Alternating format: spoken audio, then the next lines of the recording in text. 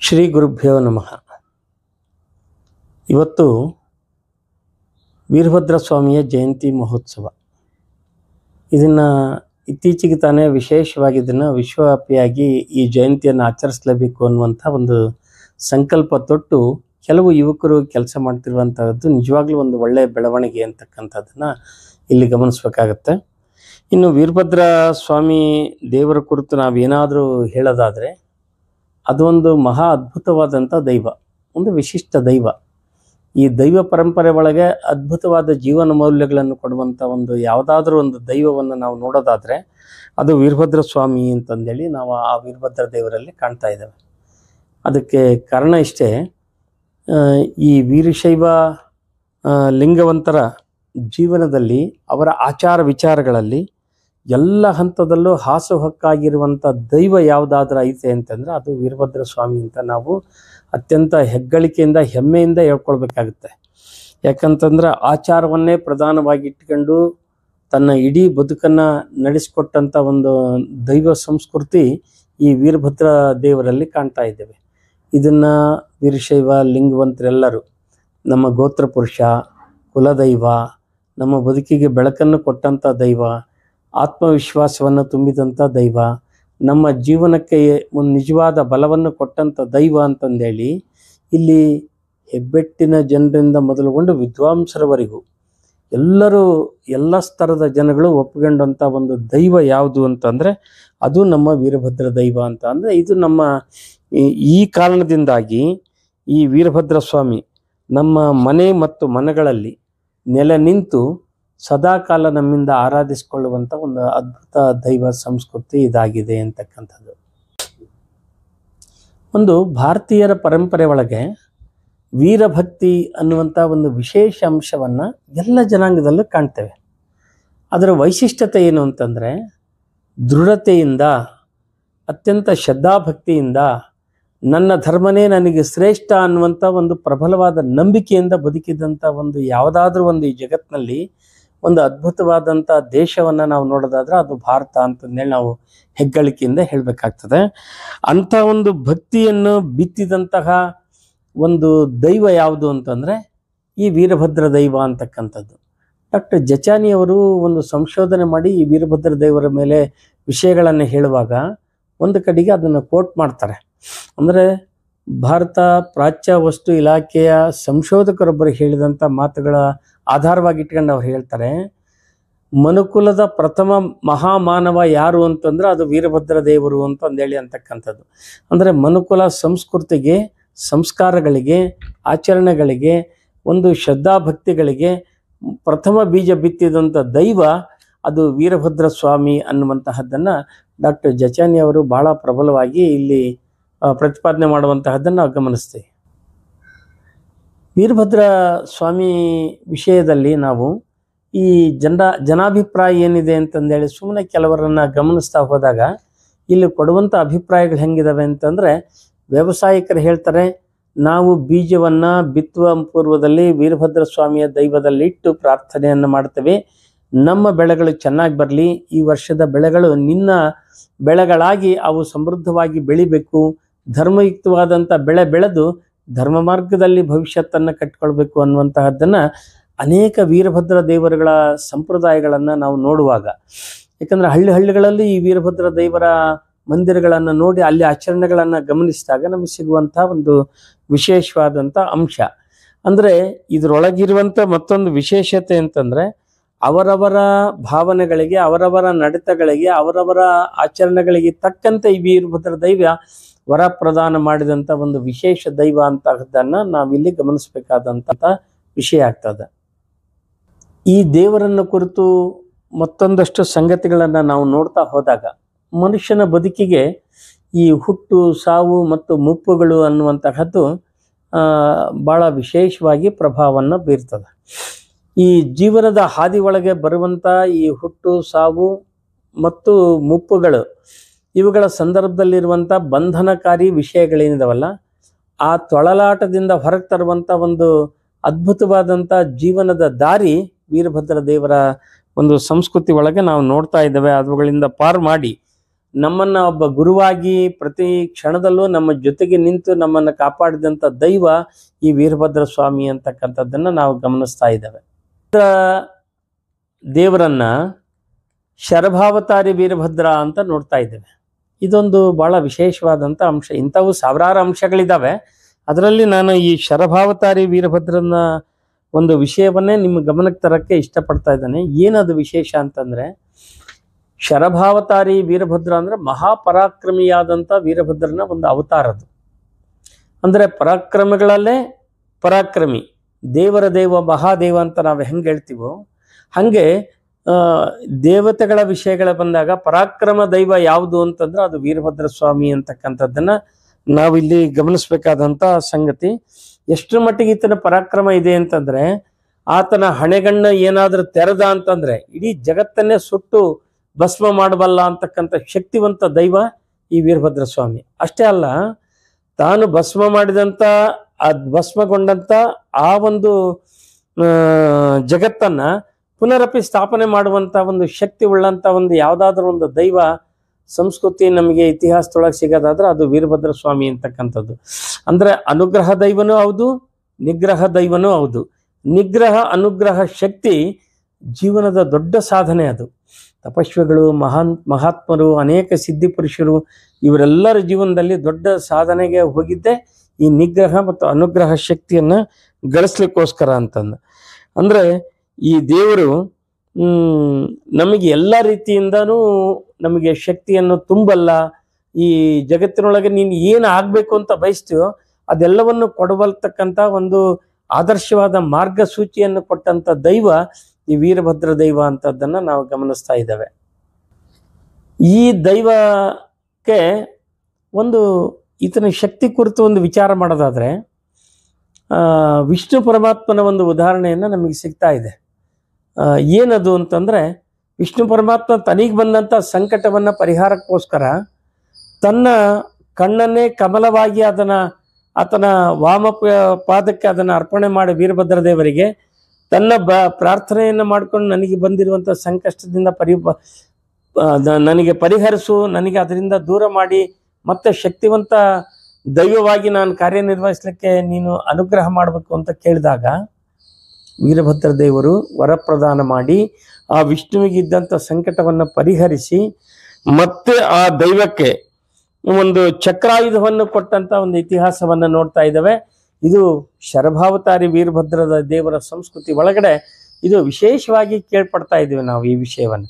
ಅಂದ್ರೆ ಈ ವೀರಭದ್ರ ದೇವರು ಬ್ರಹ್ಮ ವಿಷ್ಣು ಇವರಿಗೆ ಬಂದಂತಹ ಮಾಯಿ ಮಲವನ್ನು ಸುಟ್ಟು ತನ್ನ ಆಚರಣೆಯಿಂದ ಅವರಿಗೂ ಸಹ ಆರಾಧನೆ ದೈವವಾಗಿ ಬರುವಂತ ಒಂದು ಶಕ್ತಿಯನ್ನು ಕೊಟ್ಟಂತ ದೈವ. ಅಂದ್ರೆ ಬ್ರಹ್ಮ ಮತ್ತು ವಿಷ್ಣುವಿಗೆ ಒಂದು ಶಕ್ತಿ ಪ್ರದಾನ ಮಾಡಿದಂತ ದೈವ ಈ ವೀರಭದ್ರ ದೇವರು ಅಂತಕ್ಕಂಥದ್ದನ್ನ ನಾವು ಕೇಳ್ತಾ ಇದ್ದೇವೆ. ಅಂದ್ರೆ ಈ ವೀರಭದ್ರ ದೇವರು ಏನು ಬೇಕಾದರೂ ಅವಕಾಶಗಳನ್ನ, ಅಂದ್ರೆ ಎಂಥ ಸಂಕಷ್ಟಗಳನ್ನ, ಅಘೋರತರವಾದ ಸಂಕಷ್ಟಗಳನ್ನು ಪರಿಹರಿಸಬಲ್ಲ, ಘೋರತರವಾದ ಶಿಕ್ಷೆಯನ್ನೂ ಕೊಡಬಲ್ಲ. ಅಂದ್ರೆ ಅಧರ್ಮಿಗಳಿಗೆ ಯಾವಾಗಲೂ ಆತನ ಆಯುಧವನ್ನು ಹಿಡ್ಕೊಂಡೆ ಅವರಿಗೆ ಅಂದ್ರೆ ದಂಡನೆಯನ್ನು ಕೊಟ್ಟೆ ಅವ್ರನ್ನ ಶಮನ ಮಾಡ್ತಾನೆ.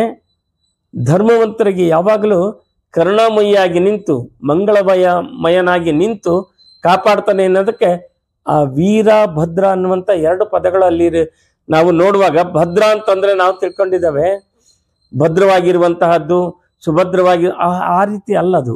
ಆ ಭದ್ರ ಅನ್ನುವಂತಹದಕ್ಕೆ ಮಂಗಳಕರನು, ಕರುಣಾಮಯಿಯು, ಆಶಾದಾಯಕನು, ಎಲ್ಲ ರೀತಿಯ ಶಕ್ತಿಯನ್ನು ಬಲ್ಲಂತವನು ಅಂತಂದೇಳಿ ನಾವಿಲ್ಲಿ ವಿಶ್ಲೇಷಣೆಯನ್ನ ನಾವು ವಿದ್ವಾಂಸರು ಕೊಟ್ಟಿರುವಂತಹದ್ದನ್ನ ನಾವಿಲ್ಲಿ ಗಮನಿಸ್ತಾ ಇದ್ದೀವಿ. ಹೀಗಾಗಿ ಈ ಜೀವಾತ್ಮರನ್ನ ಕಾಪಾಡ್ಲಿಕ್ಕೋಸ್ಕರನೇ ಎಲ್ಲ ರೀತಿಯ ಒಂದು ದಾರಿಗಳನ್ನ ಕೊಟ್ಟಂತ, ಸರಳದ ಮಾರ್ಗವನ್ನು ಕೊಟ್ಟಂತ ಒಂದು ದೈವ ಈ ವೀರಭದ್ರ ದೈವನಾಗಿ ನಮಗೆ ಕಾಣಿಸ್ಕೊಳ್ತಾ ಇದ್ದಾನೆ. ವೀರಭದ್ರ ಸ್ವಾಮಿ ಒಂದು ಇತಿಹಾಸದೊಳಗೆ ವಶಿಷ್ಠ, ವಯಾಸಕ್ತಿ, ವಾಮದೇವ, ವೀರಂಚಿ ಮೊದಲಾದವರಿಂದ ಭಾವ್ಯಮಾನನಾಗಿ ಅವರೆಲ್ಲರಿಗೂ ಗುರುವಾದಂಥ ಒಂದು ದೈವ ಅಂತಂದೇಳಿ ನಾವೊಂದು ಇತಿಹಾಸ ಗ್ರಂಥದಿಂದ ಕೇಳ್ತೀವಿ. ಅಂದ್ರೆ ಅರ್ಥ ಕೇವಲ ಭಾವನೆಯಿಂದನೇ ಆತನ ಗುರುವಾಗಿ ಸ್ವೀಕರಿಸಿದಂಥವ್ರು ಅವರೆಲ್ಲರೂ. ಅವರಿಗೆ ಬೆಳಕನ್ನು ಕೊಟ್ಟಂತವನು ಈ ವೀರಭದ್ರ ಸ್ವಾಮಿ ಅಂತಕ್ಕಂಥದ್ದು ಇತಿಹಾಸದಲ್ಲಿ ಕೇಳುವಂತ ಮಾತುಗಳು. ಇದೇ ರೀತಿನೇ ಸತ್ತಿನಿಂದ ಹುಟ್ಟಿದಂತಹ ಸನಾತನಿಗಳು ಅವರೆಲ್ಲರಿಗೂ ಸಹ ಆರಾಧ್ಯನಾಗಿ, ಮಹೇಶ್ವರನಾಗಿ, ಗುರುವಾಗಿ, ಆದಿದೇವನಾಗಿ ಒಂದು ಕಾರ್ಯನಿರ್ವಹಿಸಿದ್ದ ಅಂತಕ್ಕಂಥ ಮಾತುಗಳನ್ನ ಕೇಳ್ತಾ ಇದ್ದೇವೆ. ಅಂದ್ರೆ ನಾವೆಲ್ಲೋ ಒಂದು ಕಡೆಗೆ ಈ ಮಹಾಭಾರತದಲ್ಲಿ ಏಕಲವ್ಯನ ಒಂದು ಪಾತ್ರವನ್ನ ನಾವು ಗಮನಿಸ್ತೀವಿ. ಎಲ್ಲೋ ದೂರದಲ್ಲಿ ಕುತ್ಕೊಂಡು ಗುರುವಿನ ವಾಕ್ಯವನ್ನ ಕೇಳಿ ಸ್ವಯಂ ತಾನೇ ಪ್ರಯೋಗ ಮಾಡಿ ಒಂದು ದೊಡ್ಡ ವಿದ್ಯೆಯನ್ನು ಕಲ್ತಿದ್ದ ಅಂತಕ್ಕಂಥ ಇತಿಹಾಸವನ್ನು ನಾವು ಹೇಗೆ ನೋಡ್ತೀವೋ ಹಂಗೆ ಭಾವನೆಯಿಂದ ಆತನನ್ನ ಸ್ವೀಕರಿಸಿದ್ರೂ ಸಹ ಎಲ್ಲ ರೀತಿಯ ವರಪ್ರದಾನ ನಿಮಗೆ ಮಾಡ್ತಾನೆ ಅನ್ನೋದಕ್ಕೆ ಈ ಇತಿಹಾಸದಲ್ಲಿ ನಡೆದಿರುವಂಥ ಘಟನೆಗಳು ನಮಗೆ ಸಾಕ್ಷಿ ಆಗ್ತವೆ.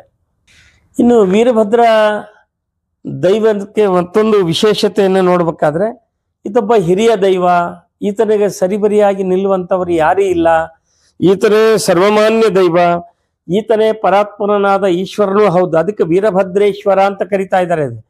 ಶಿವಾಂಶಿ ಸಂಭೂತನಾಥ ಈತ ಶಿವಾಚಾರವನ್ನೇ ಎತ್ತಿಡಿದಂಥ ವೀರಭದ್ರ ದೈವ, ಆತನೇ ಸ್ವಯಂ ಶಿವನಾಗಿ ಅಂದ್ರೆ ಶಿವನ ಶಕ್ತಿಯೇ ತಾನಾಗಿ ಹುಟ್ಟಿ ಬಂದಿರುವಂತ ಒಂದು ಹಿನ್ನೆಲೆ ಇರೋದ್ರಿಂದ ಈ ವೀರಭದ್ರ ದೈವ ತಾನೇ ಸರ್ವಶಕ್ತನಾಗಿ ವೀರಶಿವನಾಗಿ ಈತ ನಮಗೆ ಒಂದು ಆಶೀರ್ವಾದವನ್ನು ಕರುಣಿಸಿದ ಅಂತ ಅನ್ನುವಂಥ ಮಾತನ್ನು ಕೇಳ್ತೀವಿ. ವೀರಭದ್ರನಿಗೆ ವೀರಶಿವ ಅಂತ ಕರೀತಾರೆ. ಅಂದ್ರೆ ನಾವು ವೀರಣ್ಣ ಅಂತ ಕರಿತಾ ಇದ್ದೀವಿ, ವೀರೇಶ ಅಂತ ಕರಿತಾ ಇದ್ದೀವಿ, ಹೇಗೋ ಹಾಗೆ ವೀರಶಿವ ಅಂತನೂ ಈತನ ಹೆಸರನ್ನ ಕರೆದಿದ್ದಾರೆ. ಅದಕ್ಕೆ ಕಾರಣ ಇಷ್ಟೇ, ನಮಗೆ ಈ ಜೀವ ಶಿವನಾಗ್ಲಿಕ್ಕೆ ಬೇಕಾದಂತ ಎಲ್ಲ ಮಾರ್ಗಸೂಚಿಯನ್ನು ಧರ್ಮ ಮಾರ್ಗಗಳನ್ನ ಈತ ಕೊಟ್ಟಿದ್ದ ಅನ್ನೋ ಕಾರಣಕ್ಕೋಸ್ಕರನೇ ವೀರಶಿವ ಅನ್ನುವಂಥ ಹೆಸರು ಈ ವೀರಭದ್ರ ದೇವರಿಗೆ ಬಂದಿದೆ. ಈ ದೇವರುಗಳನ್ನ ನಾವು ಗಮನಿಸ್ತಾ ಹೋದಾಗ ಒಬ್ಬೊಬ್ಬ ದೇವರಿಗೆ ಒಂದೊಂದು ವಾಹನಗಳಿದ್ದಾವೆ, ಅವ್ರದೇ ಆದಂಥ ಒಂದು ಆಯುಧಗಳು ಇದ್ದಾವೆ. ಆದರೆ ಈ ವೀರಭದ್ರ ದೇವನಿಗೆ ವಾಹನ ಇಲ್ಲ. ಇದು ನಾವು ವಿಶೇಷವಾಗಿ ಗಮನಿಸುವಂತಹದ್ದು. ಅಂದ್ರೆ ಆತ ಮಾನವತಾವಾದಿಯಾಗಿದ್ದ, ಆತ ಕರುಣಾಮಯಿಯಾಗಿದ್ದ, ಆತ ಎಲ್ಲ ಪ್ರಾಣಿ ಜೀವ ಸಂಕುಲದ ಮೇಲೆ ವಿಶೇಷವನ್ನು ಪ್ರೇಮ ಇಟ್ಟಿದ್ದ ಅನ್ನಕ್ಕೆ ಇದೊಂದು ಉದಾಹರಣೆ ಸಾಕು ಅಂತ ನಾನು ನಿಮಗೆ ಗಮನಕ್ಕೆ ತರಕ್ಕೆ ಇಷ್ಟಪಡ್ತಾ ಇದ್ದೇನೆ. ಅಷ್ಟೇ ಅಲ್ಲ, ಈ ವೀರಭದ್ರ ದೈವ ಮತ್ತು ಈತೊಬ್ಬ ಹಂಗಿಲ್ಲದ ದೈವ. ಈತನಿಗೆ ಯಾವುದೇ ಅಧಿಕಾರದ ವ್ಯಾಮೋಹ ಇರಲಿಲ್ಲ, ಈತನಿಗೆ ಒಂದು ಸೀಮೆ ಅಂತಕ್ಕಂಥದ್ದು ಇರಲಿಲ್ಲ.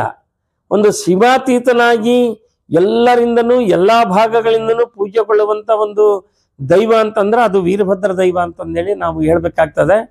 ಇವತ್ತಿಗೂ ನೋಡಿ ನಮ್ಮ ಸೈನಿಕರ ನೆಲೆ ಒಳಗಡೆ ಅಲ್ಲಿ ದೇವಸ್ಥಾನಗಳನ್ನ ನಾವು ಕಾಣ್ತೀವಿ. ಗಡಿ ಪ್ರದೇಶದಲ್ಲಿ ಇರುವಂತ ಭಾಗಗಳಂತೂ ವಿಶೇಷವಾಗಿ ಭಾರತದ ಗಡಿ ಪ್ರದೇಶಗಳಲ್ಲಿ ನಾವು ಕಾಣ್ತೀವಿ. ಇತ್ತೀಚೆಗೆ ಪಾಕ್ ಆಕ್ರಮಿತವಾದಂತಹ ಏನು ಜಮ್ಮು ಕಾಶ್ಮೀರದಲ್ಲಿ ಒಂದು ವಿಶೇಷ ದೈವ ಮಂದಿರ ಇದೆ ಅಂತಂದೇಳಿ ಫೋಕಸ್ ಆಯ್ತು. ಅದು ಬೇರೆ ಇನ್ಯಾವುದೂ ಅಲ್ಲ, ಅದು ವೀರಭದ್ರ ದೈವ ಅಂತಾನೆ.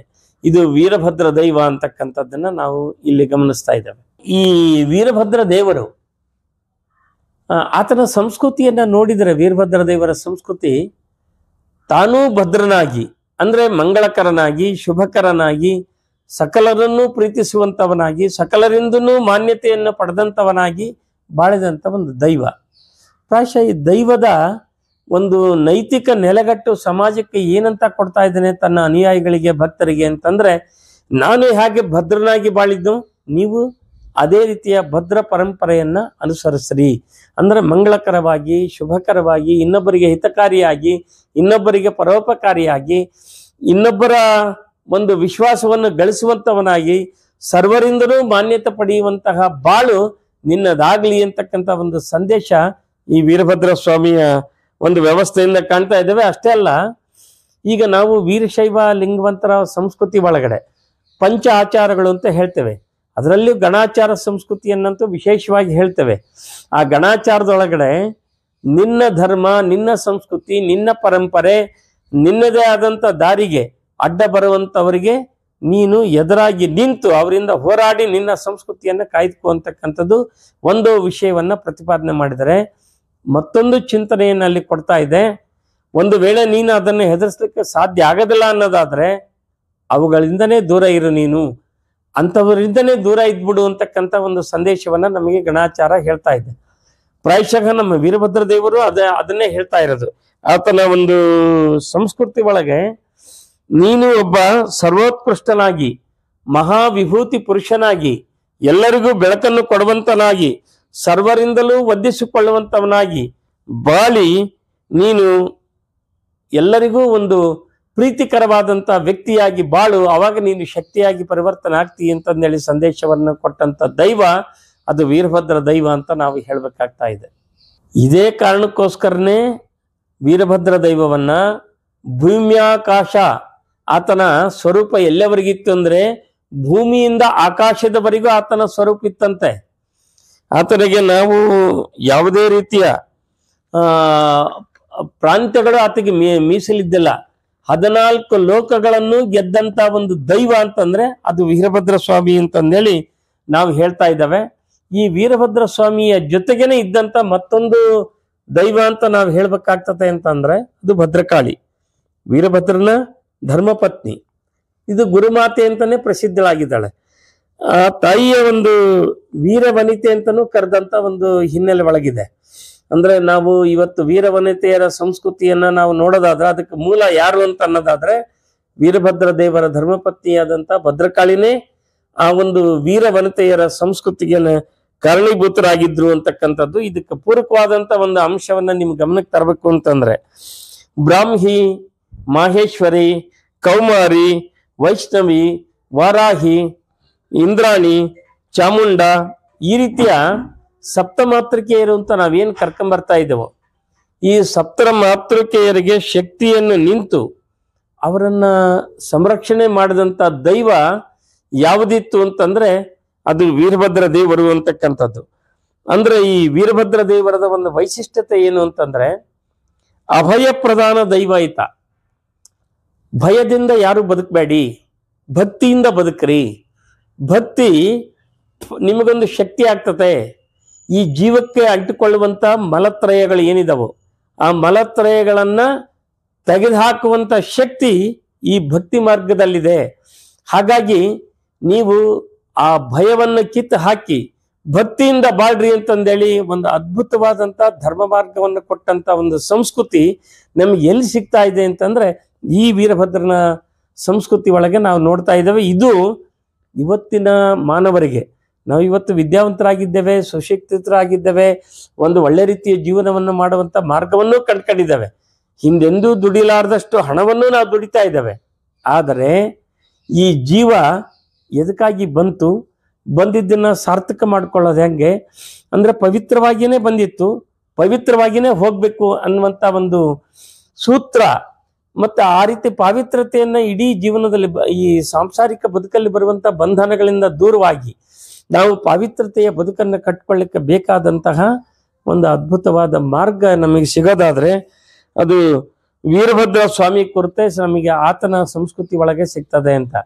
ಅಂದ್ರೆ ಒಟ್ಟಾರೆ ಈ ವೀರಭದ್ರ ದೇವರ ಒಂದು ಸಂಸ್ಕೃತಿಯನ್ನ ನಾವು ನೋಡ್ತಾ ಹೋದ್ರೆ ಸಾವಿರಾರು ಇದಾವೆ. ಇದನ್ನ ಬಗ್ಗೆ ಮಾಹಿತಿ ಹೇಳ್ಬೇಕು ಅಂದ್ರೆ ಒಂದ್ ದಿವಸಕ್ಕೂ ಸಾಲದಿದು. ಯಾಕಂದ್ರೆ ವೀರಭದ್ರ ನಿಂತರು ಆತ ಒಂದು ಅದ್ಭುತವಾದಂತ ಬೆಳಕನ್ನು ಕೊಟ್ಟಂತ ದೈವ. ಇಂಥ ವೃತ್ತಿಯವರಿಗೆ ಇಂಥ ಮಾರ್ಗ ಇಂಥವ್ರಿಗೆ ನಾನು ಕೊಟ್ಟಿನಿ, ಇಂಥವರೇ ನನ್ನ ಶಿಷ್ಯರು, ಇಂಥವರೇ ನನ್ನ ಅನುಯಾಯಿಗಳು ಅಂತಕ್ಕಂಥ ಪ್ರಶ್ನೆನೇ ಇಲ್ಲ ಆತ. ಯಾಕೆಂತಂದ್ರೆ ಯಾವ ಜೀವ ಈ ಭೂಲೋಕದಲ್ಲಿ ಹುಟ್ಟಿ ತಾನು ಬಾಳಿ ಪುನಃ ತನ್ನ ಬದುಕನ್ನು ಸಾರ್ಥಕಗೊಳಿಸ್ಕೊಳ್ಬೇಕು ಅಂತನ್ನುವಂಥ ಒಂದು ವಿಶ್ವಾಸವನ್ನು ಹೊಂದಿರ್ತಕ್ಕೋ ಆ ಜೀವ ಅಂತ ಎಲ್ಲ ಜೀವಾತ್ಮರಿಗೂ ಒಂದು ಧರ್ಮದ ಬೆಳಕನ್ನ, ಅರಿವಿನ ಬೆಳಕನ್ನ, ಒಂದು ಸನ್ಮಾರ್ಗದ ಬೆಳಕನ್ನ, ಇನ್ನೊಬ್ಬರಿಗೆ ಹಿಂಸೆ ಆಗಲಾರದಂತೆ ಬದುಕುವ ಮಾರ್ಗವನ್ನ, ಇನ್ನೊಬ್ಬರಿಗೆ ಹಿತಕಾರಿಯಾಗಿ ಬಾಳುವಂತಹ ದಾರಿಯನ್ನ ನಮಗೆ ಕೊಟ್ಟಂತ ಒಂದು ದೈವ ವೀರಭದ್ರ ದೈವ ಆಗ್ತಾ ಇದ್ದಾನೆ. ಹಾಗಾಗಿ ಮಾತೃ ಮಡಲಿನಿಂದ ಬಂದಂತಹ ಈ ಜೀವ ಪುನಃ ಭೂದೇವಿಯ ಮಡಲಿಗೆ ಸೇರೋದ್ರೊಳಗಾಗಿ ಪಾವಿತ್ರತೆಯ ಬದುಕನ್ನು ಕಟ್ಕೊಳ್ಬೇಕಾಗಿದೆ. ಆ ಪಾವಿತ್ರತೆಯ ಬದುಕಿಗೆ ಎಲ್ಲ ರೀತಿಯ ಶಕ್ತಿ ತುಂಬುವಂತ ದೈವ ವೀರಭದ್ರ ಸ್ವಾಮಿ ಆಗೋದ್ರಿಂದ ಈ ಸಂಸ್ಕೃತಿಯನ್ನ, ಈ ವೀರಭದ್ರ ದೇವರನ್ನ ಆರಾಧನೆ ಮಾಡುವುದರ ಮೂಲಕ ನಿತ್ಯದಲ್ಲಿ ಕೇವಲ ಜಯಂತಿ ಬಂದಾಗಷ್ಟೇ ಆತನ ಸಂಸ್ಕೃತಿಯನ್ನು ನಾವು ಗಮನಿಸುವಂತಹದ್ದಂತಲ್ಲ. ಪ್ರತಿನಿತ್ಯದಲ್ಲೂ ವೀರಭದ್ರನ ಆಚರಣೆಗಳು ಏನಿದ್ವು, ಆತ ಏನು ನಮಗೆ ಕೊಟ್ಟಿದ್ದ, ಆತ ನಮಗೆ ತೋರಿಸಿದಂತ ಮಾರ್ಗ ಏನು ಅಂತಂದೇಳಿ ಒಂದು ಸರಿ ಮರುಚಿಂತನೆ ಆತ್ಮಾವಲೋಕನೆ ಮಾಡ್ಕೊಳ್ತಾ ಹೋಗೋದಾದ್ರೆ ಅದು ಇಡೀ ಶಿವನ ಸಂಸ್ಕೃತಿ, ಶಿವ ಪರಂಪರೆ ನಮ್ಗೇನ್ ಕಾಣ ಸಿಗ್ತಾ ಇದೆಯೋ ಅದೆಲ್ಲವುಗಳನ್ನು ನಾವು ಈ ವೀರಭದ್ರ ದೇವರ ಸಂಸ್ಕೃತಿ ಜೊತೆಗೆ ನೋಡಬಹುದು ಅಂತಕ್ಕಂಥದ್ದನ್ನ ನಾನು ಇಲ್ಲಿ ವಿಶೇಷವಾಗಿ ನಿಮ್ಮೊಂದಿಗೆ ಹಂಚಿಕೊಳ್ತಾ, ಈ ಜಯಂತಿ ಪ್ರತಿನಿತ್ಯದಲ್ಲೇ ಆಗ್ಬೇಕಾಗಿದೆ. ವೀರಭದ್ರಂದು ಪ್ರತಿನಿತ್ಯದಲ್ಲಿ ಆದಾಗ ಮಾತ್ರ ಪರಿಶುದ್ಧವಾದ ಬದುಕನ್ನು ಕಟ್ಕೊಳ್ಳಿಕ್ಕೆ ನಮಗೆ ಸಾಧ್ಯ ಆಗ್ತದೆ. ಆ ಪರಿಶುದ್ಧವಾದ ಬದುಕನ್ನ ಕಟ್ಕೊಳ್ಳುವಂತ ನಿಟ್ಟಿನೊಳಗೆ ನಾವು ನೀವೆಲ್ಲರೂ ಕೆಲಸ ಮಾಡೋಣ. ಇದಕ್ಕಾಗಿನೇ ಒಂದು ವೀರಭದ್ರ ದೇವರ ಪ್ರಚಾರ ಒಂದು ಸಮಿತಿಗಳು ಅಂತಂದೇಳಿ ಇವತ್ತು ಹುಟ್ಕೊಂಡಿರುವಂತಹದ್ದು ಅದೊಂದು ಒಳ್ಳೆ ಬೆಳವಣಿಗೆ ಅಂತ ನಾನು ಹೇಳ್ಕೊಳ್ತಾ ಇದ್ದೇನೆ. ನಮ್ಮ ಪಂಚಪೀಠಗಳಲ್ಲೇ ಪ್ರಥಮ ಪೀಠವಾಗಿರುವಂತಹ ರಂಭಾಪುರಿ ಪೀಠದ ಗೋತ್ರ ಪುರುಷನಾಗಿ ಇವತ್ತಿನವರೆಗೂ ಈ ಪುರವಂತಿಕೆಯ ಜೊತೆಗಳಿಗೆ, ಗುಗ್ಗಳ ಸಂಸ್ಕೃತಿಯ ಜೊತೆಗಳಿಗೆ, ಈ ಕೆಂಡ ಅರ್ಚನೆಯ ಸಂಸ್ಕೃತಿ ಒಳಗೆ ಈ ವೀರಭದ್ರ ದೈವನ ಪರಿಚಯ ಆಗಿತ್ತು. ಅದಕ್ಕಿಂತಲೂ ಒಂದು ವಿಭಿನ್ನವಾಗಿ ಪ್ರತಿನಿತ್ಯದಲ್ಲೂ ಈ ವೀರಭದ್ರ ದೇವರ ಸಂಸ್ಕೃತಿಯನ್ನ ನಾವು ಗಮನಿಸುವಂತ ನಿಟ್ಟಿನೊಳಗೆ ನಾವೇನಾದ್ರೂ ಹೆಜ್ಜೆ ಇಟ್ಟಿದ್ದಾಯ್ತು ಅಂತಂದ್ರೆ ಇವತ್ತು ನಮ್ಮ ಸಮಾಜದಲ್ಲಿ ತಾಂಡವಾಡುವಂತ ಅನೇಕ ಭ್ರಷ್ಟ ಸಂಸ್ಕೃತಿಗಳಿಗೆ ಕಡಿವಾಣ ಹಾಕೊಂಡು ಜಗತ್ತನ್ನು ನಾವು ಸರಿ ಮಾಡ್ತೀವಿ ಅಂತಲ್ಲ, ನಮ್ಮನ್ನು ನಾವು ಸರಿ ಮಾಡಿಕೊಂಡು ನಮ್ಮ ಬದುಕಿಗೆ ನಾವೇ ಆತ್ಮಬಲವನ್ನ ತುಂಬಿಕೊಂಡು ವಿಶ್ವಾಸವನ್ನ ಇಟ್ಟುಕೊಂಡು ನಮ್ಮ ಇಡೀ ಜೀವಿತವನ್ನ ಸಾರ್ಥಕ ಮಾಡಿಕೊಳ್ಳುವಂತ ನಿಟ್ಟಿನೊಳಗೆ ನಾವು ನೀವೆಲ್ಲರೂ ಕೆಲಸ ಮಾಡೋಣ. ಆ ಕೆಲಸಕ್ಕೆ ನಮಗೆ ಬೆನ್ನೆಲುಬಿನ ಶಕ್ತಿಯಾಗಿ, ಗುರುವಾಗಿ, ದೈವವಾಗಿ ನಮ್ಮ ಜೊತೆಗೆ ಏನಂತ ನೀವು ಭಾವಿಸ್ತೀರೋ ಅದು ಎಲ್ಲಾ ರೀತಿಯ ಒಂದು ಕಾರುಣ್ಯವನ್ನು ಕೊಡುವಂತ ದೈವ ವೀರಭದ್ರ ದೈವನಾಗಿರೋದ್ರಿಂದ ಆತನಿಗೊಂದು ಶತಕೋಟಿ ನಮಸ್ಕಾರಗಳನ್ನು ಸಮರ್ಪಣೆ ಮಾಡ್ತಾ ಇದ್ದಾನೆ. ಆತನ ಪಾದಕ್ಕೆ ಈ ನುಡಿ ಪುಷ್ಪಗಳನ್ನು ಸಮರ್ಪಣೆ ಮಾಡ್ತಾ ಇದ್ದಾನೆ.